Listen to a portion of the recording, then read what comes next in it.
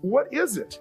What is it that shapes us? And we live in a therapy culture. Most of us don't do that, but the culture is therapy culture. And what I mean by that is the mindset that we are our past. And everybody in this room, you wouldn't be in this room if you bought that theory, but most of society thinks biography is destiny. The past equals the future. And of course it does if you live there. But what people in this room know, and what we have to remind ourselves though, because you can know something intellectually, you can know what to do and then not use it, not apply it. So really what we got to remind ourselves is decision is the ultimate power. That's what it really is. Now, when you ask people, have you failed to achieve something? How many have ever failed to achieve something significant in your life? Say, I. Thanks for the interaction on a high level there. But if you ask people, why didn't you achieve something? Somebody who's working for you, or a partner, or even yourself, and you failed to achieve a goal, what's the reason people say they failed to achieve? What do they tell you? Tell me.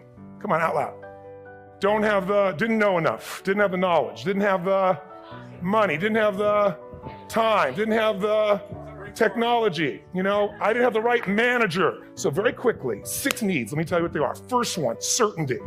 Now these are not goals or desires, these are universal. Everyone needs certainty that they can avoid pain, at least be comfortable. Now how do you get it? Control everybody, develop a skill, give up, smoke a cigarette.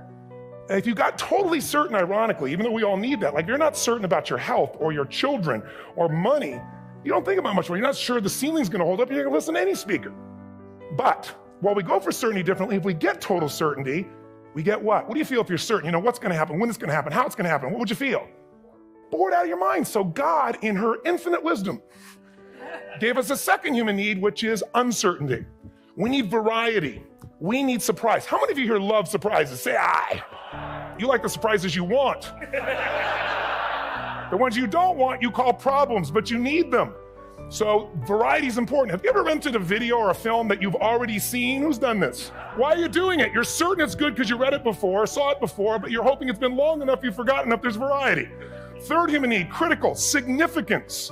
We all need to feel important, special, unique. You can get it by making more money. You can do it by being more spiritual. You can do it by getting yourself in a situation where you put more tattoos and earrings in places humans don't want to know. Whatever it takes. The fastest way to do this, if you have no background, no culture, no belief in resources or resourcefulness, is violence. If I put a gun to your head and I live in the hood, instantly I'm significant. 0 to 10, how high? 10. How certain am I you're going to respond to me? 10. How much uncertainty? Who knows what's going to happen next? Kind of exciting, like climbing up into a cave and doing that stuff all the way down there. Total variety and uncertainty. And it's significant, isn't it? So you're willing to risk your life for it. So that's why violence has always been around and will be around unless we have a consciousness change as a species. Now you can get significance a million ways, but to be significant, you got to be unique and different. Here's what we really need. Connection and love, fourth need. We all want it. Most people settle for connection because love's too scary. Don't want to get hurt. Who here has ever been hurt in an intimate relationship? Say aye. And you're going to get hurt again. Aren't you glad you came to this positive visit?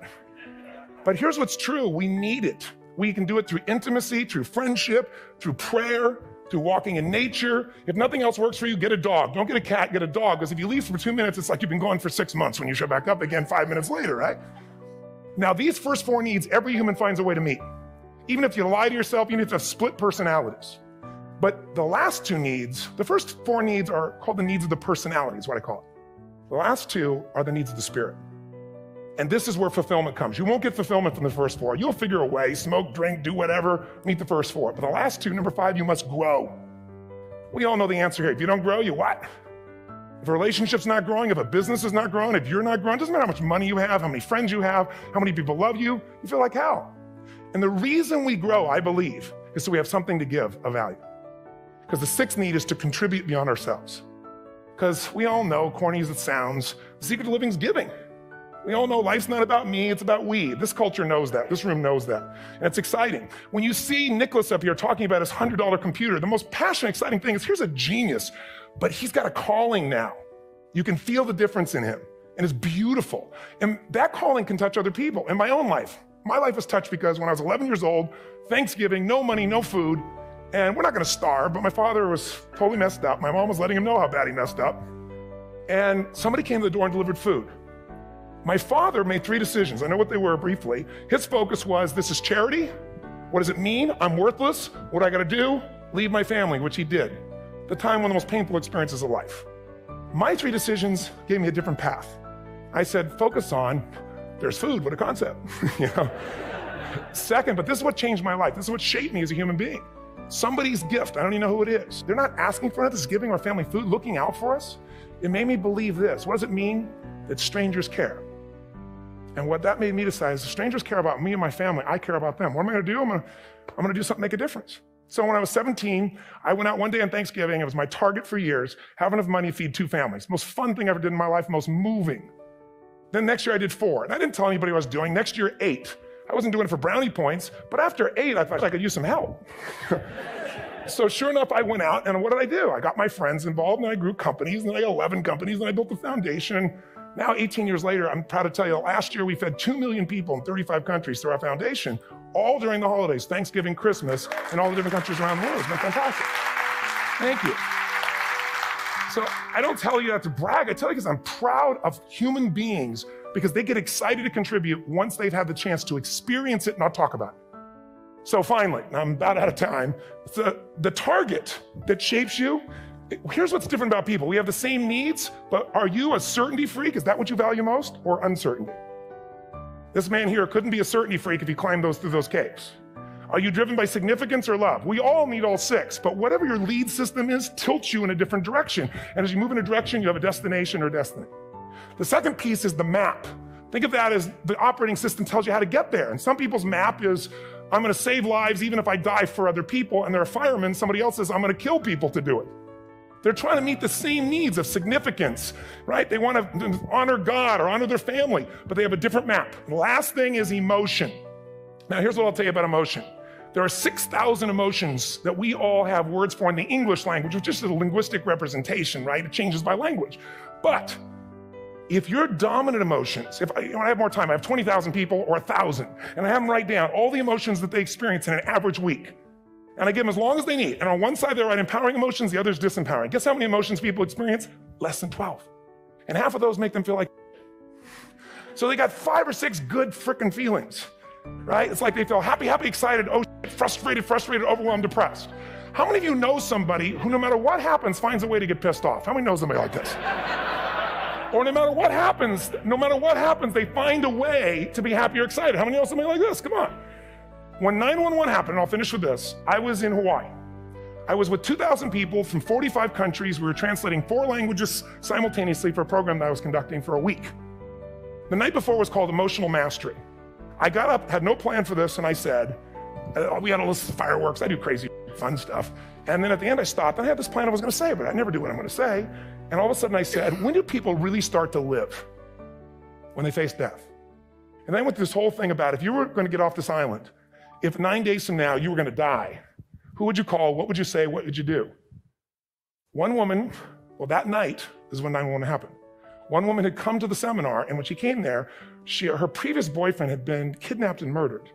Her friend, or her new boyfriend, wanted to marry her, and she said no. He said, if you leave and go to that Hawaii thing, it's over with us. She said, it's over. When I finished that night, she called him and left a message, true story, at the top of the World Trade Center where he worked, saying, honey, I love you. I just want you to know, I want to marry you. It was stupid of me. She was asleep because it was 3 a.m. for us when he called her back from the top and said, honey, I can't tell you what this means. He said, I don't know how to tell you this, but you give me the greatest gift because I'm going to die. And she played the recording for us in the room. She was on Larry King later. And he said, you're probably wondering how on earth this could happen to you twice. And he said, all I can say to you is, this must be God's message to you, honey. From now on, every day, give your all, love your all. Don't let anything ever stop you.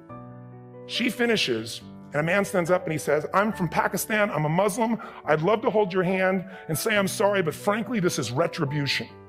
From New York, who worked in the World Trade Center, because I had about 200 New Yorkers there. More than 50 lost their entire companies, their friends, marking off their Palm Pilots. One financial trader, this woman made of steel, bawling, 30 friends crossing off that all died. And what I did to people said, what are we gonna focus on? What does this mean, and what are we gonna do? And I took the group and got people to focus on, if you didn't lose somebody today, your focus is gonna be how to serve somebody else. There are people, one woman got up, she was so angry and screaming and yelling. And she wasn't from New York, she's not an American, she doesn't know anybody here. I said, you always get angry. She said, yes. Guilty people got guilty, sad people got sad. And I took these 2 men and did what I call an indirect negotiation. Jewish man with family in the occupied territory, some New York who would have died if he was at work that day. And this man who wanted to be a terrorist, and made it very clear. And the integration that happened is on a film, which I'll be happy to send you. So you can really see what actually happened instead of my verbalization of it. But the two of them not only came together and changed their beliefs and models of the world, but they worked together to bring, for almost 4 years now, to various mosques and synagogues, the idea of how to create peace. And he wrote a book, which is called My Jihad, My Way of Peace. So transformation can happen. So my invitation to you is this. Explore your web, the web in here. The needs, the beliefs, the emotions that are controlling you for 2 reasons. So there's more of you to give. Achieve too. We all want to do it, but I mean give, because that's what's going to fill you up. And secondly, so you can appreciate, not just understand, that's intellectual, that's mind, but appreciate what's driving other people. It's the only way our world's going to change. God bless you. Thank you. I hope this will serve. Tony Robbins.